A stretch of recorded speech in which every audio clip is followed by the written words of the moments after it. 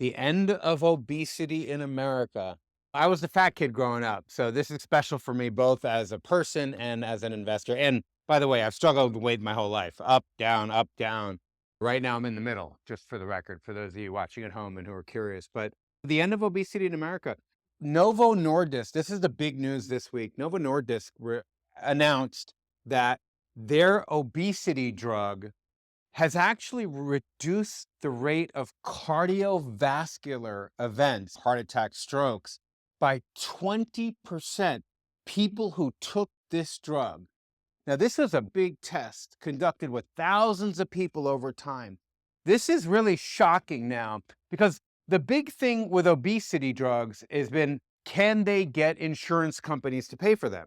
Insurance companies have been saying, no, we don't want to pay for them. Governments, Medicare, nobody wants to pay for them because they view them as cosmetic drugs. But this week, Novo Nordisk's results really were shocking. We were looking for 15, 16%. 20% is just mind-blowing, really. 20% reduction in cardiovascular deaths. That takes this from something that is just more for cosmetic to something that has significant health benefits to people. Now, I don't know how insurance companies or governments don't pay for something that reduces heart attacks and strokes by 20%. That is a significant number. That's why Eli Lilly jumped 15%, Novo jumped 15%, and basically all companies in the weight loss sector jumped 15%. This is why this is the biggest story nobody's been talking about. Let's look at the future of what's about to happen. These drugs have been used to treat diabetes, but now they're in front of the FDA for approval to treat obesity, straight up obesity. Now, they're very likely to get approved because the health profile has been proven for years and years on these GLP-1 drugs. They're very likely to get approved. The minute they're approved to treat obesity, imagine every social media influencer out there holding up advertising for Ozempic or Mounjaro or any of these drugs. This is going to become a frenzy as people rush to go and get these drugs that not only reduce obesity, but cut heart attacks and strokes and other metabolic diseases down by 20%.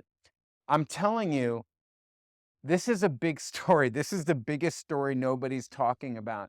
If you could just imagine 6 months, these are all approved. A lot of them are approved.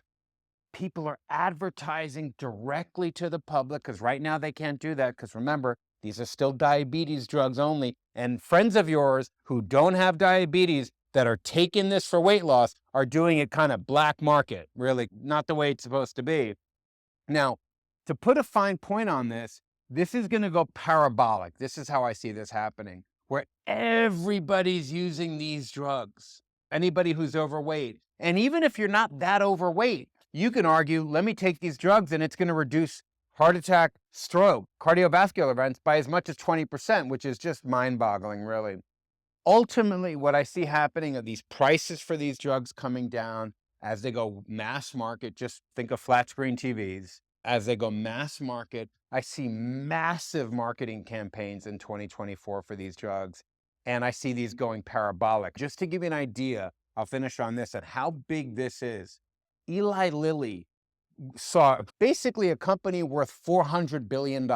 Eli Lilly saw its revenue increase on the sale of these drugs by 28%. Eli Lilly's looking like a growth stock because of these weight loss drugs. I view these things as about to be the biggest story in America. This is going to replace AI or whatever comes next.